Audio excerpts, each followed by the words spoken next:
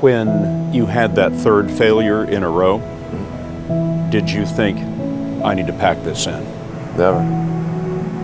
Why not? I don't ever give up.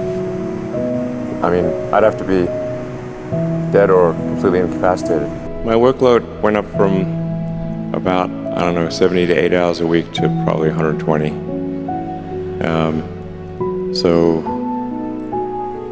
Yeah, I go to sleep, I wake up, I work, go to sleep, wake up, work, do that 7 days a week. I'll have to do that for a while. No choice. But I think once Twitter is set on the right path, I think it is a much easier thing to manage than SpaceX or Tesla. Tesla would be successful, I thought we would most likely fail. But I thought that we at least could address the false perception that people had that an electric car had to be ugly and slow and boring like a golf cart. But you say you didn't expect the company to be successful, then why try? If something's important enough, you should try, even if the probable outcome is failure.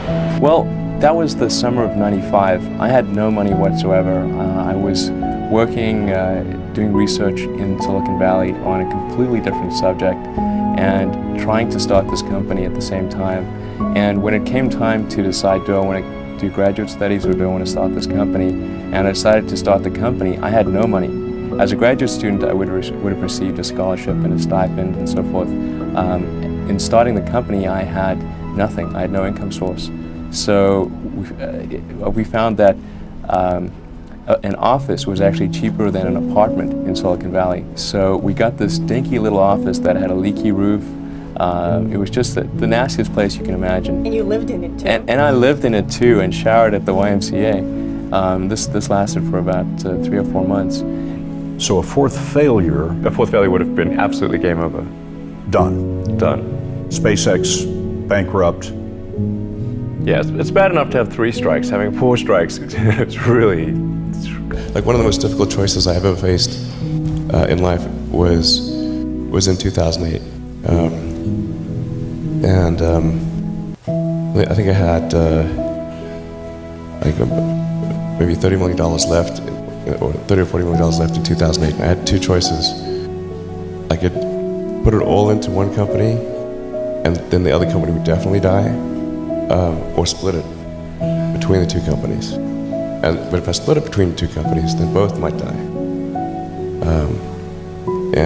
When you put your blood, sweat, and tears into creating something, or building something, it's like a child.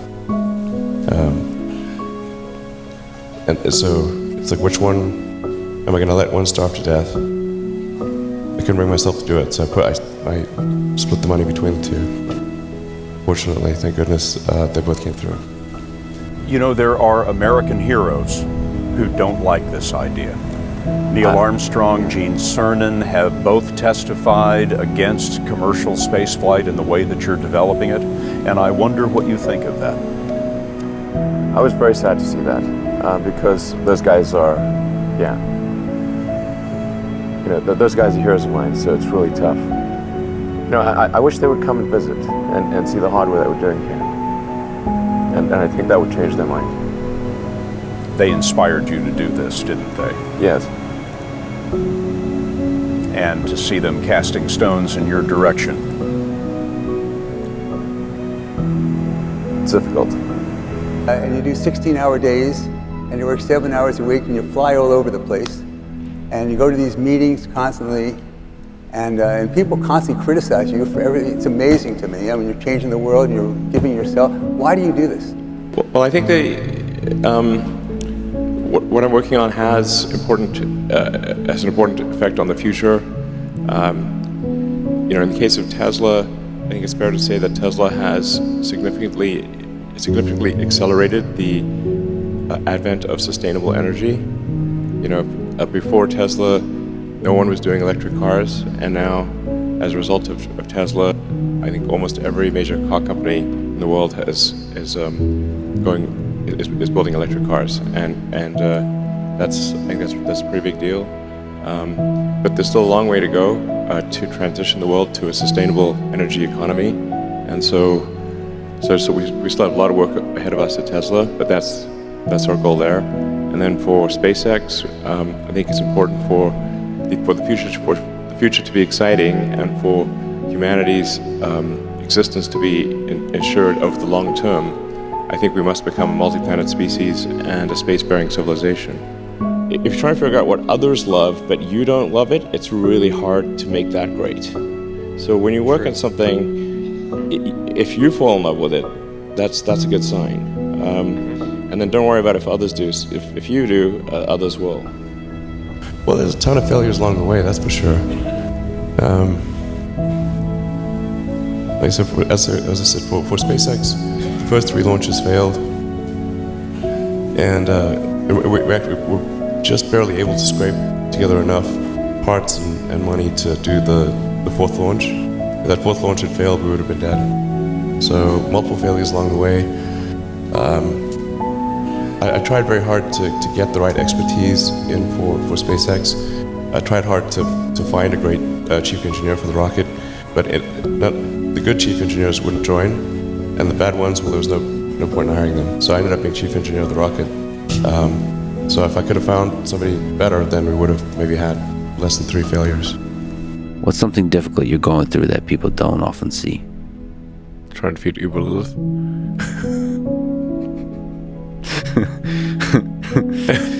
No, I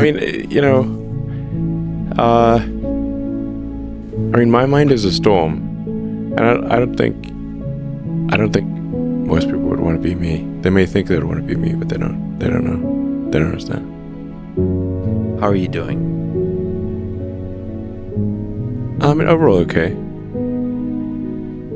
In the grand scheme of things, I can't complain. Do you get lonely?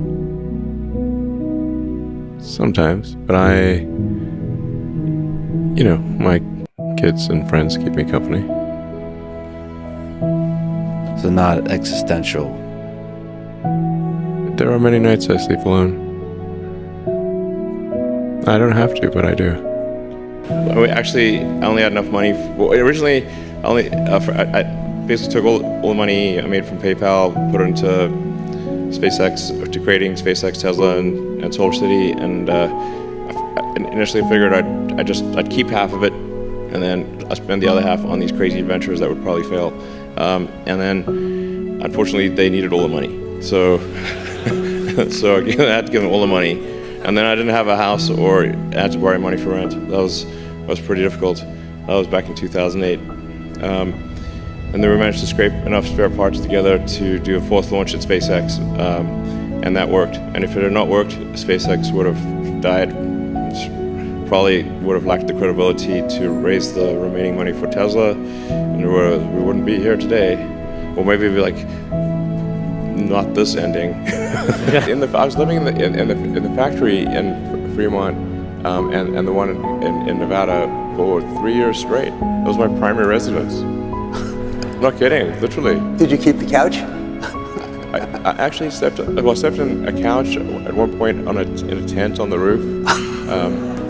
And then, but for a while there, I was just sleeping under my desk, which is out in the open in the factory, and for an important reason.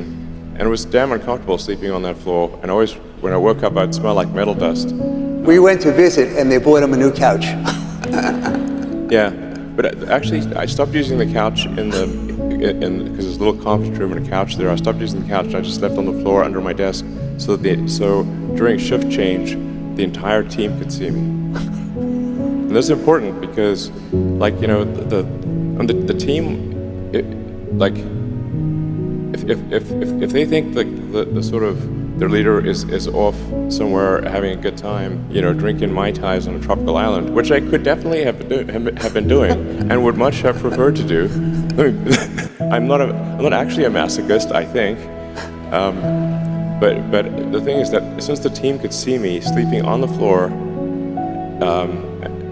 during shift change, with nothing, they knew I was there, and that made a huge difference. And then they gave it their all. So the focus is on always lowering cost and providing leadership.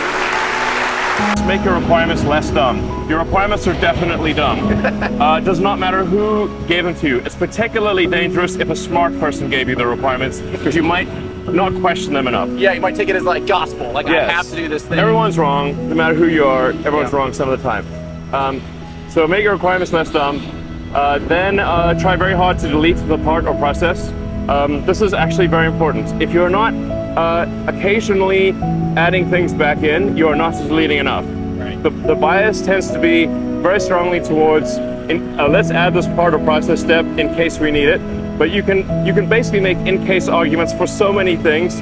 And for a rocket that is trying to achieve, trying to be the first fully reusable rocket, there's never been a fully reusable rocket. People don't understand. Like, this is like the holy grail of rocketry, okay? 100%. And so you really need, you have to run at tight margins, because if you don't run tight margins, you're gonna get nothing to orbit.